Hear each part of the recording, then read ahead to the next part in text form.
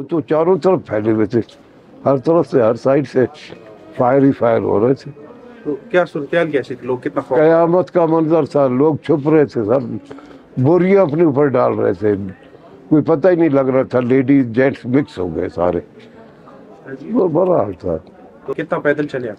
तकरीबन 7 किलोमीटर, तकरीबन 3 घंटे, 3.5 घंटे। पैदल फिर हम पनीर स्टेशन पहुँचे। पनीर स्टेशन पर एफसी वालों ने हमारे बहुत ख्याल किया, बहुत हमारी इज्जत भी की और हमारा बड़ा ख्याल किया उन्होंने।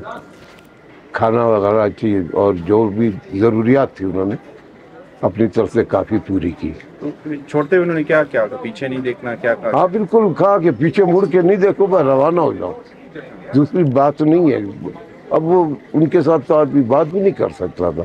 नहीं, वो तो देखो ना, पटरी से, रेलवे लाइन से जब वो उतर गई उसके डब्बे के व्हील वगैरह, तो वो तो चलने के काबिल ही नहीं रही ना।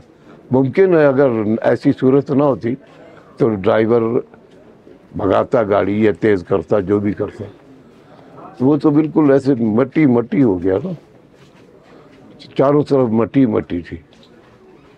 इसी दौरान फायरिंग भी बेइंतहा शुरू हो गई, फिर तो भगदड़ मच गई, अजीब सूरत है। अब यहाँ यकीन करें कि जो लेडीज आई हैं हमारे साथ नंगे पाँव करीब चल रही थी, किसी का दुपट्टा नहीं, किसी का कुछ नहीं, तो नंगे पाँव ही जो चलती रही।